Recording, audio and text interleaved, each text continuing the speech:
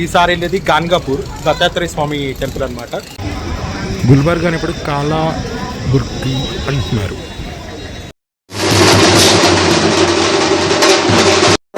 జై గురుదేవ దత్త. దత్తాత్రేయ స్వామి temple Ganagapur. Hello guys, స్వామి శరణయ్య. చాలా రోజుల తర్వాత ఇంకో వ్లాగ్ అయితే చేస్తున్నాను. ఈసారి వెళ్ళేది గాన్గాపూర్ దత్తాత్రేయ స్వామి టెంపుల్ అనమాట. ప్రజెంట్ నేను మీరు ఇక్కడ చూడొచ్చు, బేగంపేట నుంచి నాకు ట్రైన్ అయితే ఉంది. ఇక్కడ నుంచి అలా గాన్గాపూర్ అయితే వెళ్తాము. గుల్బర్గా వెళ్తాం. గుల్బర్గా నుంచి గాన్గాపూర్ వెళ్తాం. నైట్ సోమవారం దర్శనం దొరికితే ఓకే, కానీ ఈరోజు దత్త పౌర్ణమి అవడం వల్ల అక్కడ స్టే చేయడం అనేది మా కాన్సెప్ట్. ఈయన మా మావయ్య గారు, మోహన్ శర్మ గారు. ట్రైన్ ఎక్కాక కంటిన్యూ చేస్తాం. ఈలోపు మీరు లైక్ చేసి ఛానల్ని సబ్స్క్రైబ్ చేసి గంట కొట్టి నోటిఫికేషన్ ఆన్లో పెట్టుకోండి. ఫుల్ వీడియో చూడొచ్చు. ఇది మీరు చూసి వందే భారత్ అనుకోవచ్చు, కానీ ఇది Shatabdi express chair car. It's comfortable. ఇప్పుడైతే వచ్చాం. ఇక్కడ నుంచి ఒక 5 hours జర్నీ అయితే ఉంటుంది. 5 hours తర్వాత గుల్బర్గా అయితే రీచ్ అవుతాం. గుల్బర్గా నుంచే మళ్ళీ గాన్గాపూర్కి tonga or any vehicle, auto, చాలా వెహికల్స్ అయితే ఉంటాయి. అక్కడి నుంచి వ్లాగ్ అయితే కంటిన్యూ చేస్తాం.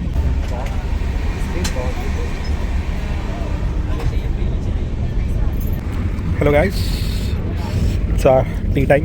ఇప్పుడే కలిపేశాను. బ్యాగ్ ఇక్కడ పడేసా. ఒక శాండ్విచ్, చాయ్, సాస్, ప్యాకెట్, స్నాక్స్ టైం అనమాట. ఫైనలీ గుల్బర్గాలో అయితే దిగేసాం ఫ్రెండ్స్. ఇక్కడి నుంచి అయితే బస్ స్టాప్కి నడవాలి. అది నియర్ బై ఉండొచ్చు. స్వామి ప్రజెంట్ టైం అయితే 6:11 అయితే అయింది.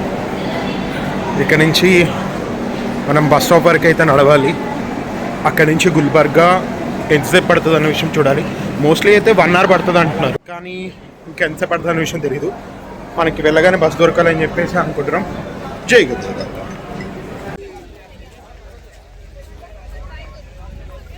స్టేషన్ అయితే ఇలా ఉంటుంది. ఇక్కడ నుంచి మనం ఎగ్జిట్ అయితే అయ్యాం. చూడొచ్చు మనం ఇక్కడ రైల్వే స్టేషన్ బయట. ఒకప్పుడు సికింద్రాబాద్లో కూడా ఇలాగే బయట కనిపించేది. సో ఇప్పుడు మనం బస్ స్టాప్కి అయితే వెళ్ళాలి. బస్ స్టాప్ దగ్గర నుంచి ఇట్లా ఆటోస్ వాళ్ళు అయితే బయట రెడీగా ఉన్నారు. గుల్బర్గాని ఇప్పుడు కాలా బుర్గి అంటున్నారు. గుల్బర్గాని ఇప్పుడు కాలా బుర్గి అంటున్నారు. కాలా బుర్గి. ఇక్కడ రైల్వే స్టేషన్ దగ్గర నుంచి అయితే బస్ స్టాప్ వరకు ఆటో బుక్ చేశాము. ఆటోకి అంటే వాళ్ళు ఎవరో కలిసారు దారిలో. పర్ హెడ్ 20 rupees అంట. ఇక్కడ నుంచి 2 kilometers అయితే వాక్ ఉంటుంది అంటున్నారు. ఆటో అయితే బుక్ చేసాము.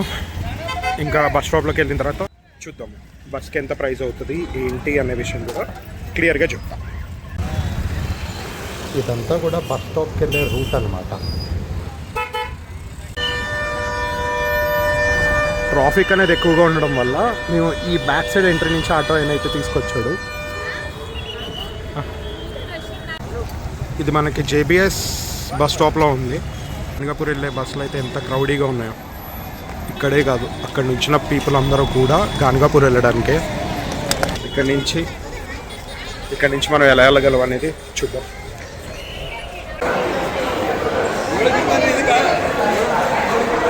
గాన్గాపూర్ వాళ్ళకి ఏంటంటే అవతల పక్కన బాగా క్రౌడీగా ఉంది. ఈ అవతల పక్కకు వచ్చి ఆపారనమాట. అటు సైడ్ నుంచి ఇటు సైడ్ వచ్చి ఖాళీగా ఉందని భ్రమపడిపోయింది. ఇక్కడ నుంచి గాన్గాపూర్ వెళ్ళే లోపల అస్సాం అయిపోతుంది. బస్సు ఖాళీగా ఉందనుకుని కంగారు పడ్డాం.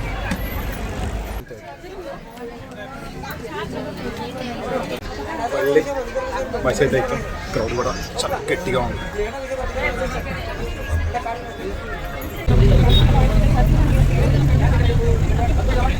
స్టార్ట్ అయితే అయ్యాము. ఫైనల్లీ మామూలుగా లేదు బస్ అయితే. క్రౌడ్కి చెవటలు గారుతున్నాయి. ఈ చలికాలంలో కూడా ఇంత చెవటలు ఏంటో అర్థం కాదు. ఏ స్వామి ట్రాఫిక్ వల్ల లేట్ అయ్యి 1 అవర్ అయితే పట్టింది గాన్గాపూర్కి మాకు. Guys finally Ganagapur. ఇదే గాన్గాపూర్ ఒక బస్ స్టాండ్, అదేమో రూట్. ఫస్ట్ రూమ్కి వెళ్ళి అయితే ఫ్రెష్ అవ్వాలి. క్రౌడ్ అయితే చాలా గట్టిగా ఉందబ్బా, ఎక్కడ చూసినా సరే క్రౌడ్. ఈరోజు చాలా స్పెషల్ డే అంట, పౌర్ణమి కాబట్టి రెగ్యులర్గా ఉండే క్రౌడ్ కంటే ఎక్కువ క్రౌడ్ ఉన్నారు. ఇది పౌర్ణమి కాబట్టి రెగ్యులర్గా ఉండే క్రౌడ్ కంటే ఎక్కువ క్రౌడ్ ఉన్నారు. సో మనకైతే తప్పదు, చూద్దాం. ఫ్రెష్ అయితే ఫస్ట్ గుడి దగ్గరికి అయితే వెళ్తాము. గుడి దగ్గరికి వెళ్ళిన తర్వాత నైట్ హారతి టైంకి చూసుకుంటాము. ఈ మధ్యలో ఇక్కడ ఆశ్రమం ఒకటి ఉంటుంది. ఏ ఆశ్రమం అది? స్వామి ఆశ్రమం. ఏ స్వామి? గణపతి సచ్చిదానంద స్వామి ఆశ్రమం. ఓకే, ఆశ్రమం దగ్గరికి అయితే వెళ్దాం. అక్కడ పెద్ద దత్తాత్రేయ స్వామి విగ్రహం అయితే ఉంటుంది. చౌక్ అన్నమాట. ఇప్పుడు మనం ఇటు నుంచి వస్తున్నాం కదా, ఇది మెయిన్ చౌక్. ఇక్కడ నుంచి అంటే బస్ రూట్ అయితే అది ఆపోజిట్లో వస్తుంది. ఇప్పుడు నేను బస్ దిగి ఇటు నుంచి వస్తున్నాను.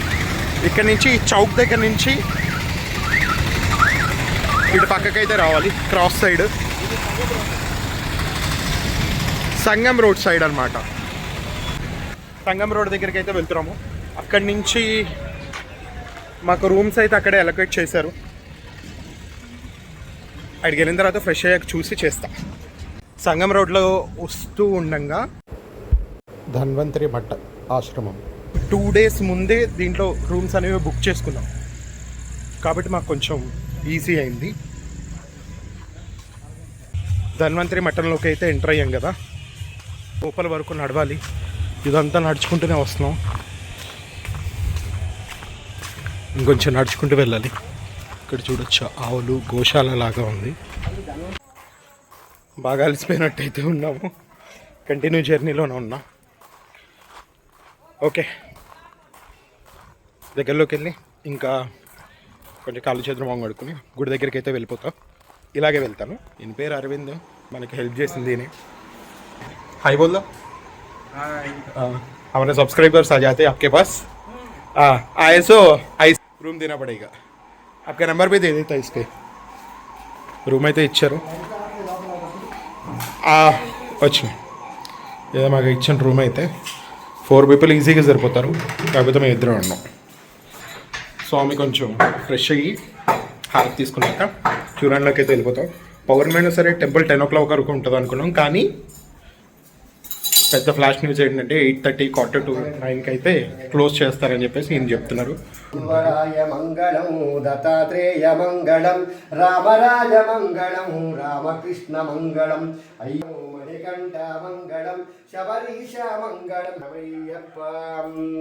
లోకవీరం మహాపూజ్యం సర్వరక్షాకరం విభం పార్వతీ హృదయానందం. ఆశ్రమంలోంచి అయితే బయటకు వచ్చాము. ఇక్కడి నుంచి మీకు కనిపిస్తుంది, అది కనిపించేది సాయిబాబా మందిర్. ఇక్కడ ఒక స్టాల్ అయితే పెట్టారు. ఇది చూస్తే డొంక రోడ్లో ఉంది. ఇక్కడ నుంచి రేపు మార్నింగ్ చూడొచ్చు అంటే ఈ రోడ్ అన్నమాట. ఇక్కడ నుంచి మనం డైరెక్ట్ గుడి వరకు అయితే వెళ్తాం. మధ్యలో అయితే మనం చూసే ప్లేసెస్ అంత ఇంపార్టెంట్గా అయితే ఏం లేవు. చీకట్లో నాకు నేనే సరిగ్గా కనిపించట్లేదు, బట్ ఏదో ట్రై చేస్తున్నాం.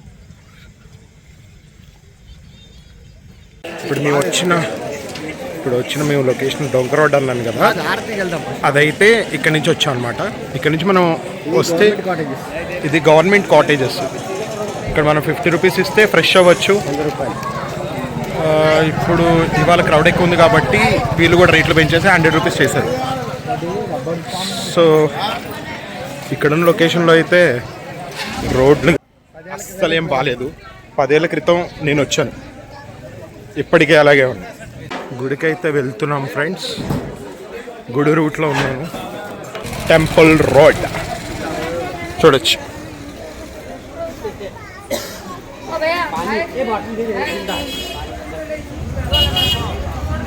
వీళ్ళందరూ దర్శనం చేసుకుని వస్తున్న వాళ్ళు అనుకుంటా. చూడండి ఎంతమంది క్రౌడ్ ఉన్నారు. ఓ రకంగా చెప్పాలంటే మనకి తీర్థాలు తిరణాలు జరుగుతాయి కదా, ఇక్కడ ఉన్న వాళ్ళకి ఇదో పెద్ద తిరణాలు అనుకుంటా. కరెక్ట్గా దివిసీమోళ్ళకి చెప్పాలంటే పెద్దగల్లేపల్లి శివరాత్రిలో ఉంది ఆ సందులో హడావిడి.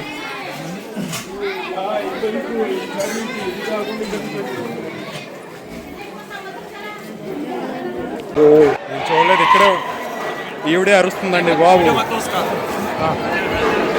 వీడియో नहीं కాదు పల్ల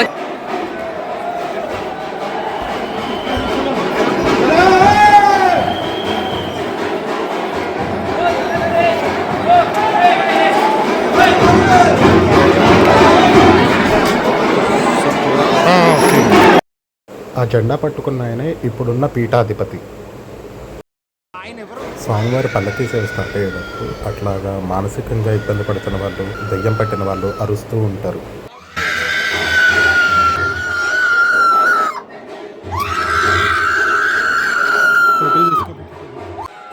ప్రతి పౌర్ణమికి అలా స్వామివారిని బయటికి తీసుకొచ్చి ఊరేగింపుగా గుడి చుట్టూ తిప్పుతారనమాట ప్రదక్షిణగా. అలా చేయటం వల్ల ఆ చుట్టూ ఉన్న భక్తులందరూ దర్శనం చేసుకుంటారు. ఇట్లా మానసికంగా ఇబ్బంది పడే వాళ్ళందరూ కూడా ఆ యొక్క అనుగ్రహంతో ఈ బాధలన్నిటి నుంచి విముక్తి పొందుతారనమాట. అలా కేకలు వేసి వేసి వాళ్ళలో ఉన్న ఆ ప్రేతం ఏదైతే ఉంటుందో అది బయటకు పారిపోతుందన్నమాట స్వామివారి స్పర్శతో.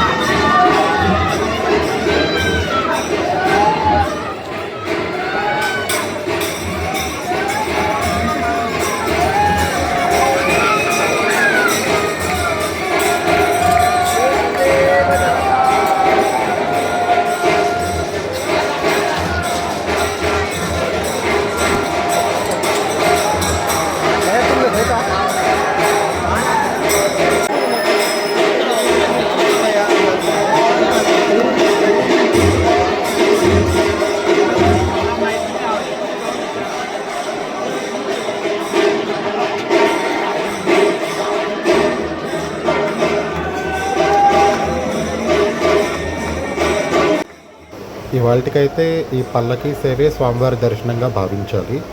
ఎందుకంటే ఇంకా దర్శనాలు అనేవి అయితే ఆగిపోయినాయి అనమాట. రేపు ఎర్లీ మార్నింగ్ దర్శనం అయితే చేసుకోవాలి. ఇక్కడ నుంచి బయటికి అయితే వెళ్ళిపోతున్నాము. ఉంది ఉంది చంద్రం పూసారు, గణేష్ టెంపుల్ ఎదురుకుండా నార్త్ ఈస్ట్ ఎంట్రన్స్లో ఉంటుంది. కరెక్ట్. దర్శనం అయితే ఈ పూట అవ్వలేదు, కానీ పల్లకి సేవ జరిగింది. అది ప్రతిరోజు ఉంటుంది ఇక్కడ. ఆ పల్లకి సేవ అనేది చాలా విశిష్టమైనది. చూడొచ్చు, పాత పాత ఇల్లులన్నీ ఉంటాయి ఇక్కడ. ఎప్పుడో పాత ఇల్లులన్నీ ఇక్కడే ఉంటాయి. చంద్రమామ ఏం కనిపించట్లేదు, కోడాలి పౌర్ణమి.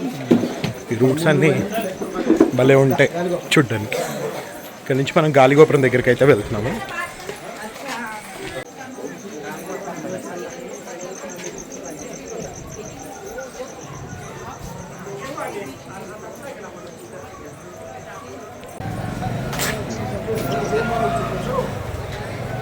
ఇది ఇంకో ఎంట్రన్స్. ఇందాక అటు పక్క నుంచి వెళ్ళాం కదా, ఇది గాలిగోపురం దగ్గర. రోడ్లన్నీ అయితే ఇలాగే ఉంటాయి. చెప్పులు వేసుకోకుండా సరిగ్గా నడవడం అలవాటు లేని వాళ్ళకైతే ఎన్ని ఎదురు దెబ్బలు తగులుతాయో. కొబ్బరికాయలు దీపాలు పెట్టే ప్లేస్ ఏదైతే ఇది.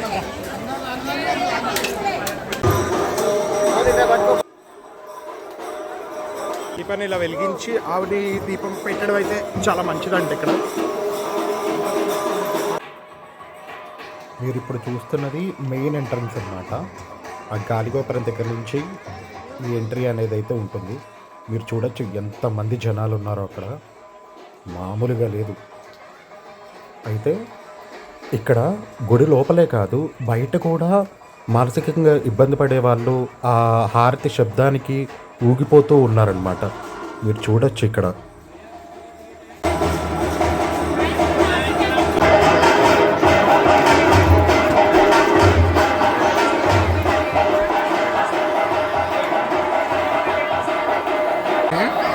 అది గాలిగోపురం. ఆ గాలిగోపురం దగ్గర నుంచి నడుచుకుంటూ వస్తూనే ఉన్నాం. వస్తున్న కొద్దిగా క్యూ లైన్లో జనాలు ఉన్నారు. వీళ్ళందరూ కూడా రేపు పొద్దున దర్శనాని కోసం ఎదురు చూస్తున్నారు. ఇలా క్యూ బయట వరకు ఉంది. అంటే నియర్లీ ఒక 1 కిలోమీటర్ క్యూ అనేది అయితే ఉందన్నమాట. అక్కడి నుంచి సేవ్ అయిపోయిన తర్వాత ఎక్కడ మొదలయ్యాం అక్కడికే వచ్చాం. సేమ్ చూసుకుంటున్నారు. కానీ ఇక్కడ జరుగుతున్న మంచి పని ఏంటంటే ఎక్కడికక్కడ ఇలా స్టాల్స్లో పెట్టేసి ఫ్రీగా అన్నదానం అనేది చేస్తూ ఉన్నారు.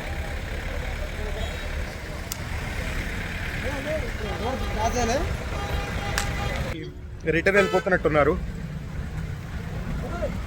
ఇప్పుడు మేము సచ్చిదానంద స్వామి ఆశ్రమానికి అయితే వెళ్తున్నాం. అక్కడ పెద్ద దత్తాత్రేయుడి విగ్రహం అయితే ఉంటుంది. అది ఇప్పుడు మనం విజిట్ చేద్దాం. మేము వెళ్దాం అనుకున్న ఆశ్రమం అయితే క్లోజ్ చేసింది.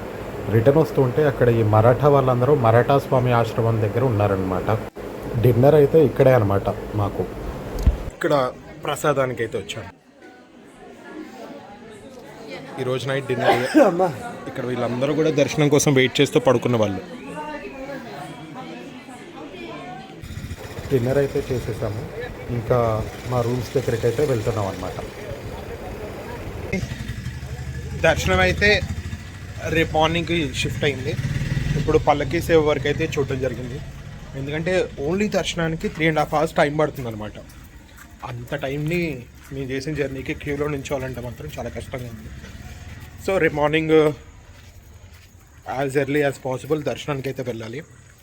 దర్శనం చేసిన తర్వాత సంగమ స్నానం, అవధుంబర వృక్షాన్ని దర్శించుకోవడం జరుగుతుంది. అక్కడ మనం కూర్చుని జపం కానీ ఏదైనా దేవుడికి సంబంధించిన పారాయణం కానీ చేస్తే చాలా మంచిదంట.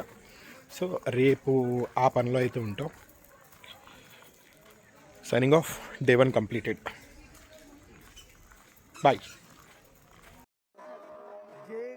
డే 2 వీడియోలో దత్తాత్రేయ స్వామి గురించి అలాగే గాంగాపూర్ గురించి పూర్తి వివరణ అయితే ఇవ్వడం జరుగుతుంది. ఖచ్చితంగా పార్ట్ 2 చూడండి.